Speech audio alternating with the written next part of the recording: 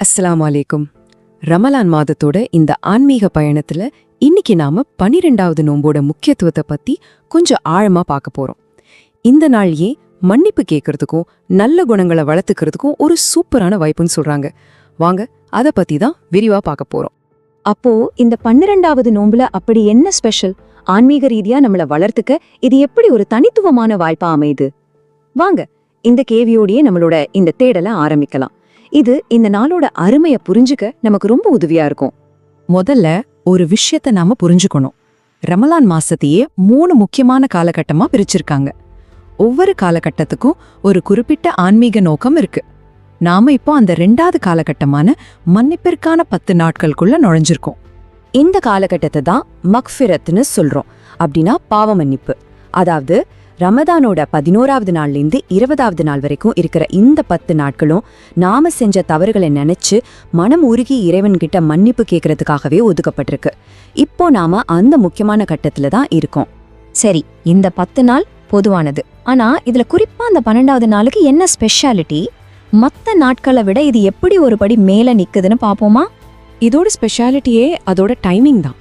இந்த மன்னிப்புக்கான 10 நாட்களோட ஆரம்பத்திலேயே இந்த நாள் வரதால இதுக்கு ஒரு தனி ஆன்மீக சக்தி கிடைக்குது. முதல் 10 நாட்கள்ல இறைவனோட அருளை பெற்றதுக்கு அப்புறம் இப்போ ஒரு புது உத்வேகத்தோட பாவ மன்னிப்பு கேட்கிற பயணத்தை ஆரம்பிக்க இது ஒரு சரியான நேரம் இல்லையா? இப்போ இந்த நாளோட முக்கியமான அம்சத்துக்கு வருவோம். இந்த நோன்புக்காகவே பரிந்துரைக்கப்பட்ட ஒரு மிக சக்தி வாய்ந்த துவா, அதாவது ஒரு பிரார்த்தனை இருக்கு. அதை பத்தி தான் இப்ப பார்க்க போறோம். இதுதான் அந்த சக்தி வாய்ந்த துவா. கேக்குறதுக்கே எவ்வளோ அழகா இருக்கு பாருங்க. இதுல ஒவ்வொரு வரியிலையும் ஒரு ஆழமான அர்த்தம் இருக்கு. வாங்க அதை ஒண்ணுன்னா பிரிச்சு பார்க்கலாம். இந்த துவாவோட அமைப்பு எவ்வளவு அருமையா இருக்கு பாருங்க. முதல்ல வெட்கத்தையும் கற்பையும் ஒரு நகை மாதிரி, ஒரு அலங்காரம் மாதிரி கேக்குறோம். அடுத்து திருப்தியையும் மனநிறைவையும் நம்மள மூடுற ஒரு ஆட மாதிரி கேக்குறோம். 3வதா நீதி நேர்மைங்கிற பாதையில நடக்க வழிகாட்ட சொல்றோம். கடைசியா நமக்கு இருக்கிற எல்லா பயங்கள்ல இருந்தும் பாதுகாப்பு கேக்குறோம். இந்த உருவகங்கள் எவ்வளோ ஆழமானவ பாருங்க. இது வெறும் வார்த்தைகள் இல்ல, ஒரு நல்ல மனுஷனா வாழ்றதுக்கான ஒரு முழுமையான வழிகாட்டி. சரி, இந்த துவாவை ஓதுறதுனாலையும் இந்த நோன்பு வைக்கிறதுனாலையும் நமக்கு தனிப்பட்ட முறையிலையும் சரி, நம்ம சமுதாயத்துக்கும் சரி என்னென்ன நன்மைகள் கிடைக்குதுன்னு இப்ப பார்க்கலாம். இங்க ஒரு அழகான இணைப்பு இருக்கு பாருங்க. நம்மளோட ஆன்மீக பயணமும் சமூகத்துக்கான நம்ம கடமையும் ஒன்னோடு ஒண்ணு பிணைஞ்சிருக்கு. 12 நாட்கள் நோன்பு வச்சதுக்கு அப்புறம் நம்ம உடம்பு நோன்புக்கு பழகிடும். அதனால நம்ம மனசு தேவையில்லாம அலைபாயாம ஆன்மீகத்துல ஆழமா கவனம் செலுத்த முடியும்.